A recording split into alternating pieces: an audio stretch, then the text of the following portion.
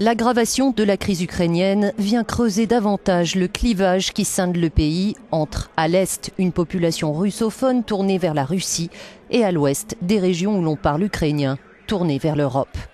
Ici, à Krakowec, tout près de la frontière avec la Pologne, la population se mobilise par solidarité avec les manifestants de Kiev. Depuis mercredi, ils sont environ 300 à bloquer le poste frontière. Pour eux, l'avenir se trouve résolument à l'ouest.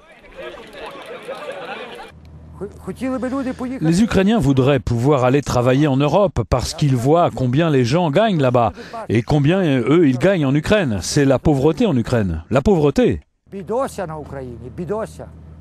Au vu des affrontements les plus meurtriers depuis l'indépendance en 1991, des voix s'élèvent notamment à Moscou pour mettre en garde contre le risque de guerre civile.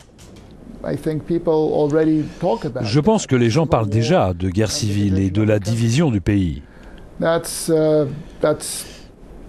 C'est terrible à envisager, simplement terrible à envisager. Et pourtant, il nous faut garder ce risque à l'esprit tout en espérant que ça ne se matérialisera pas.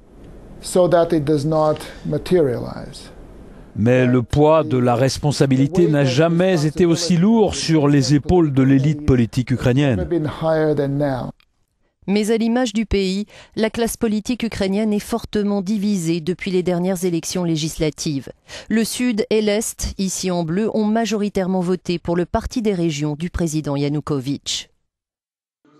Dans cette région russophone adossée à la Russie, on évoque ouvertement la fédéralisation de l'Ukraine pour sortir de cette impasse.